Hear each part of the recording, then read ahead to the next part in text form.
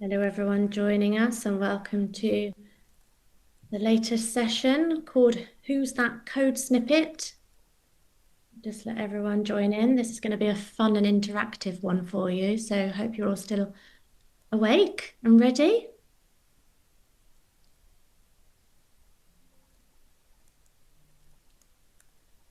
Okay, while people are joining, I'll just let you know who we have here. So we've got, as I said, an interactive session with Laura from Hope Tech and accessibility expert Pavel, and where they will test your accessibility instincts and you will learn how to write more inclusive and accessible markup. So I will hand over to you both. Thank you very much. And I will share the slides we have prepared. Maybe you know the game Who's That Pokemon? We've kept it in that style. So we will show you a few snippets of screen readers, and you are going to guess what the code snippet behind it is.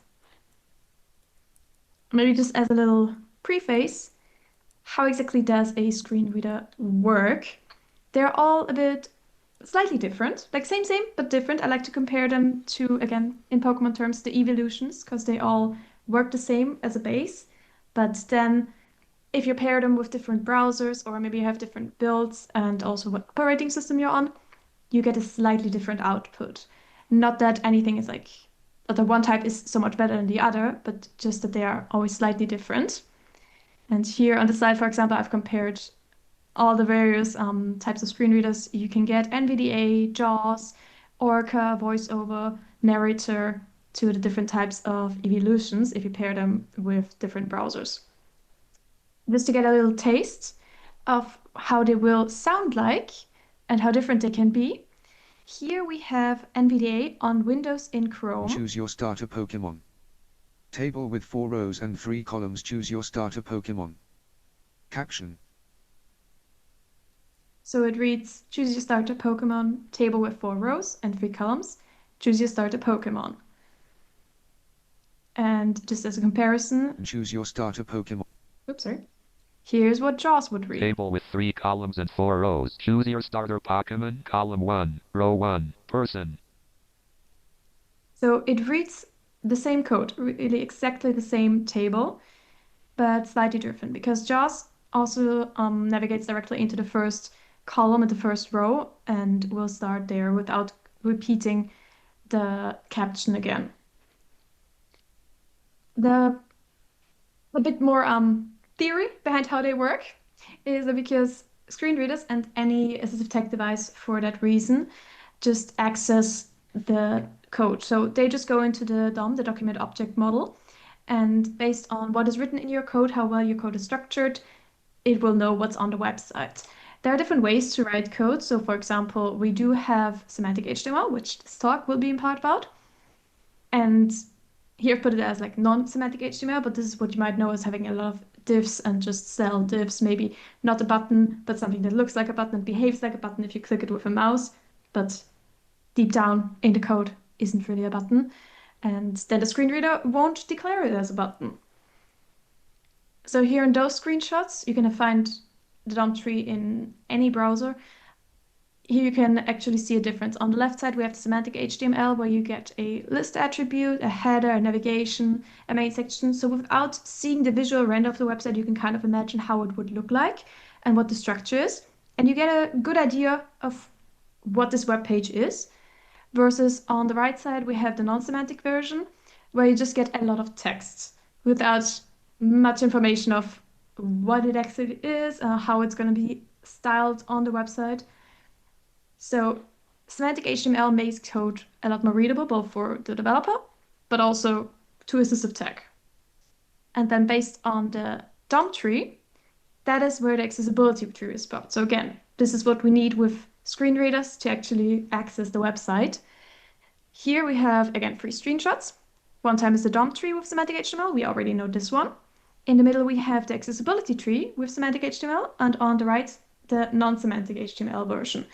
So with the semantic version, in the accessibility tree, we get a nice structure of this is a link, this is a heading, then this is a paragraph. It really gives you some additional information of what this text you're about to read is going to be. versus on the right, you just get static text. It's static text, inline text, static text after one another. So this is where it really makes a difference. Again, for assistive tech, but also for the developer experience. So that was the quickfire intro. Now let's get started with the guessing game and our first example. Open the definition for Pidgeotto button expanded has details. Pidgeotto, Japanese, pigeon, is a dual-type normal flying Pokemon introduced in Sorry, I think it cut off. Generation I. It evolves from Pidgeot starting at level 18 and evolves into Pidgeot starting at level 36. Okay, there was a lot of information about Pidgeotto. So please, if you have any guess on what the code behind this is, put it into the chat. We'll play it again, so take your time. Open the definition for Pidgeotto button expanded has details. Pidgeotto, Japanese, pigeon, is a dual-type normal flying Pokemon introduced in Generation I. It evolves from Pidgeot starting at level 18 and evolves into Pidgeot starting at level 36.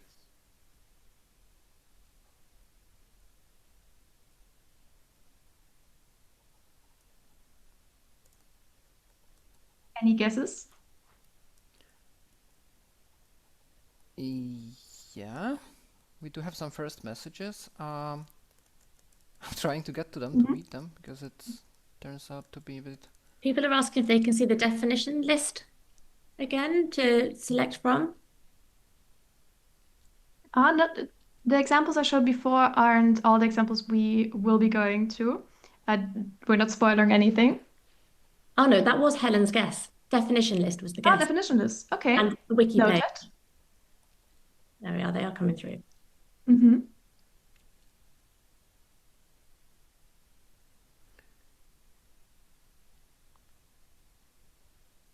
Dun, dun, dun, dun, dun, dun, dun. An accordion of an expanded section is another guess.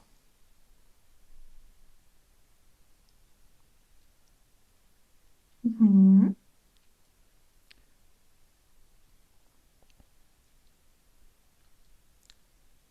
Shall we slowly be giving it away, or do we give it another 30 seconds? Details. Mm-hmm. Okay, well, I will show you what the browser output is. Maybe that will solidify some guesses.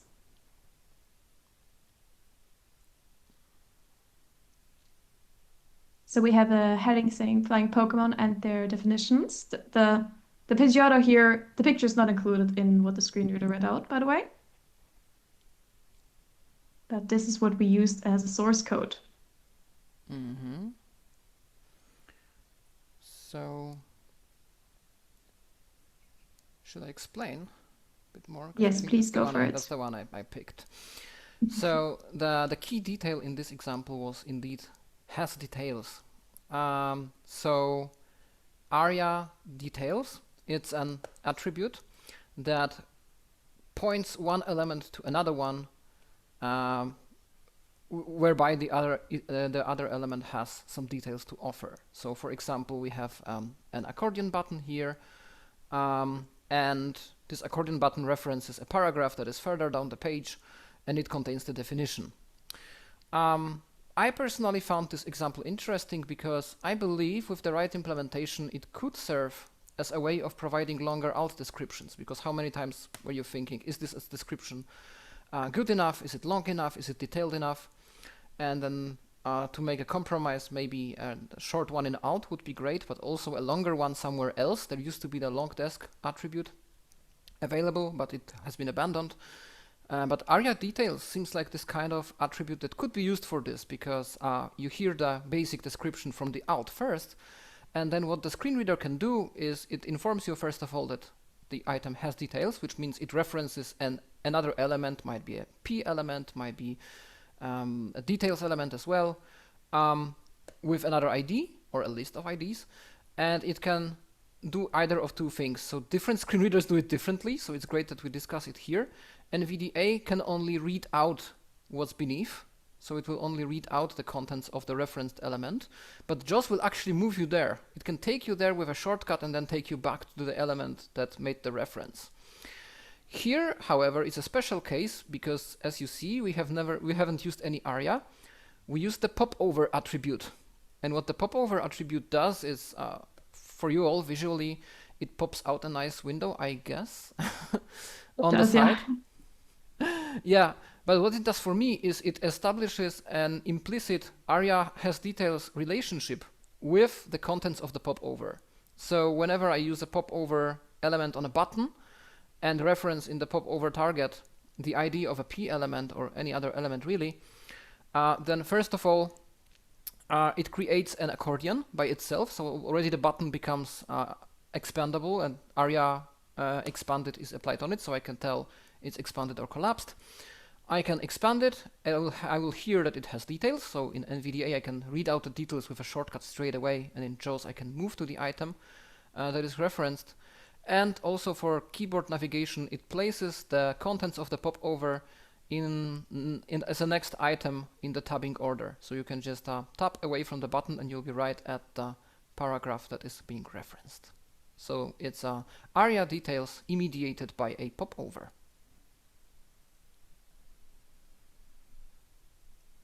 So our guesses with details weren't too far off. And I also see in the chat now that there was a question if the image was marked decorative. No, it was just part of the slides. But in theory, yes, if it shouldn't show up and it was part of the code, then it would be marked decorative. I would argue a bit as a blind user that if I read an article about Pidgeotto, I would love to hear how he looks like. Yeah. Actually, looking up the Pokemon for this talk, I compared a lot of bird Pokemon, and I still haven't found the one that looks most like a Wagtail, but that's something where you would actually need a description. Yeah. Okay. So moving on to the next example. Now we're getting into the question, which Pokemon Which are you? Pokemon are you? Form grouping, which of the two Pokemon above are you? So get ready to guess. I'll play it again for you. Which Pokemon are you? Form grouping, which of the two Pokemon above are you?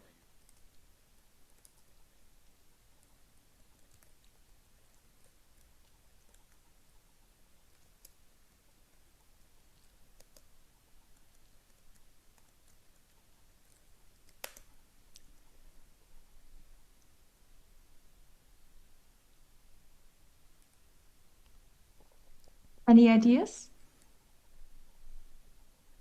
Or are the Pokemon too distracting? Form element with 2 radio options. Not sure if something else. That's one. Multiple choice table. Form field group. All pretty solid options. I will reveal the browser output. Again, Charizard not included.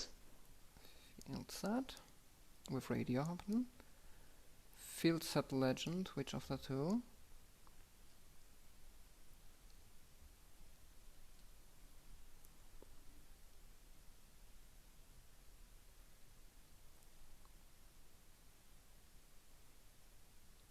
Two more seconds to decide between field set and legend. Combination of guesses that have already been given. Okay, I think we're ready, are we? We are. So, many of you are right. That's indeed a form with a field set and some radio options. However, and I know it's a lot of information. The screen reader reads a lot of things at once. It does it to me every day, so welcome to my world.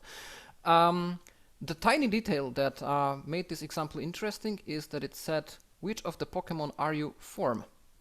How did it happen? Because not every form is announced like this. This particular form has been labeled with an ARIA label. When you label a form, for example, you make a less than form and an ARIA label or title attribute is put into that, it creates the form or establishes it as a landmark. So it's on equivalent terms with main or footer or aside or nav, which means that I can navigate to that form from my screen reader straight away, skipping all the other content. This is quite useful on web pages where the form is accompanied or is placed under a heading which contains a lot of text, like informatory text before it, and also when the form is used frequently. My favorite example is a train company that offers assistance for passengers with disabilities, and they offer a form and they have a heading, and under the heading there is plenty of explanation how this particular form should be filled in. There is a lot of instructions. And then, yes, and then indeed the form can be found. But if I have the form, use it like every day or every week, as long as I book the travels, I don't need this information anymore. So I can jump straight to the form itself. There are some questions. For example, if the ARIA label and the legend would be read out twice. It was unfortunate for me to compose this example in such a way that both things are called the same. I should have called the form something else or gave it another ARIA label, then maybe the example would be a bit better structured. But yeah, it depends what is put in the ARIA label and in the field set. I mean, the form doesn't have to begin with a field set, so it can also begin with an input text, for example, and then you hear which Pokemon are you, and your name, for example, and then edit field. So that's what would be read when I navigated. Another question is if the H1 would be read out twice. If you navigate straight to the form with the landmarks, or if you actually found the heading first, no, actually you hear the heading first, then you hear some text that is below the heading, and then you hear the form announced with its accessible name. And the same is true when you navigate straight to the form using the screen reader shortcut. You will hear only the name of the form being announced.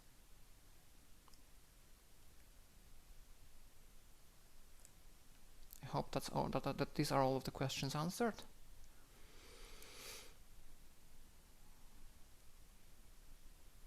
I think, yeah, it was. So let's move on to the next one because we have some more examples for you. So get ready, listen up. I choose you. Deleted minus. Deleted Pidgeotto. Inserted plus. Inserted Charizard. Can you maybe turn it up a little louder, Laura?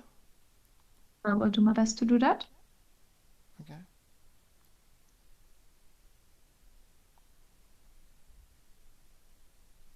I choose you.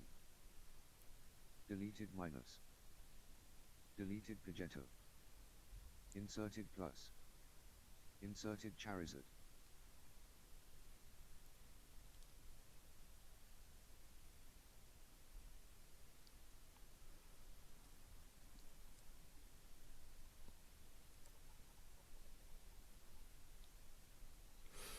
Yes, there are some suggestions with the del and inst tags.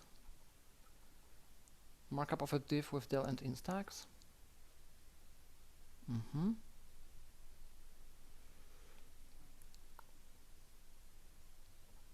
I choose you. Deleted minus. Deleted Pidgeotto. Inserted plus.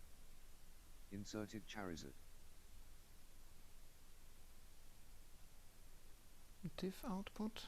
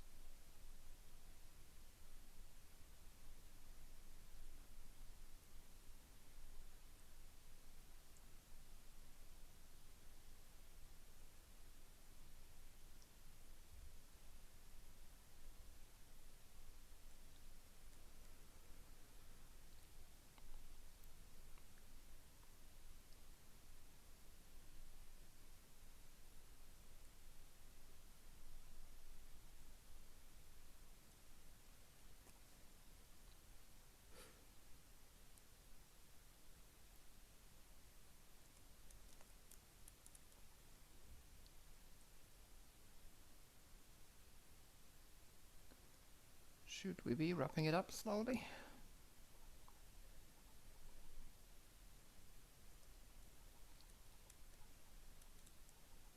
Deleted Pidgeotto inserted Charizard was so happy to hear that. Deleted Pidgeotto inserted Charizard was so happy to hear that.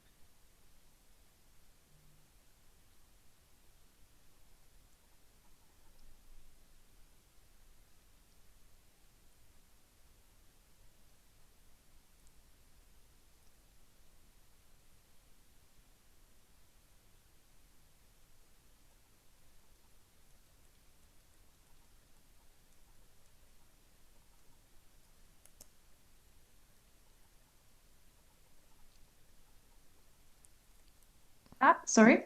Yes, exactly. That's the. Sorry. No. You're back. Oh no. Okay, where did I cut off?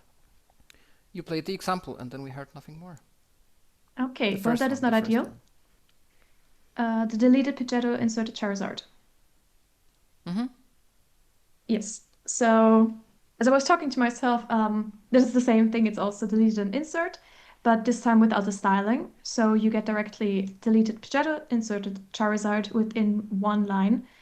And sometimes this is something that can vary between screen readers. And I actually presented this exact same example about half a year ago with a different screen reader with VoiceOver built, where it didn't read out the delete insert part. It just ignored it and gave you Charizard was so happy to hear that. And then you wouldn't know who was actually happy to hear that. And the very, very last example I have is something a bit more exotic. Maybe some of you have already seen that before.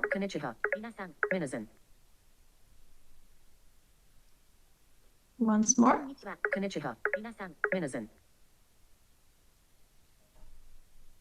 So this is actually a voiceover recording.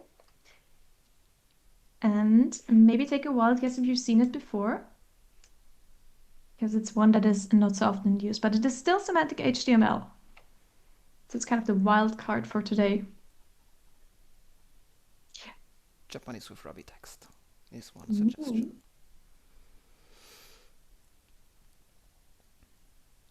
Anyone throw another guess in?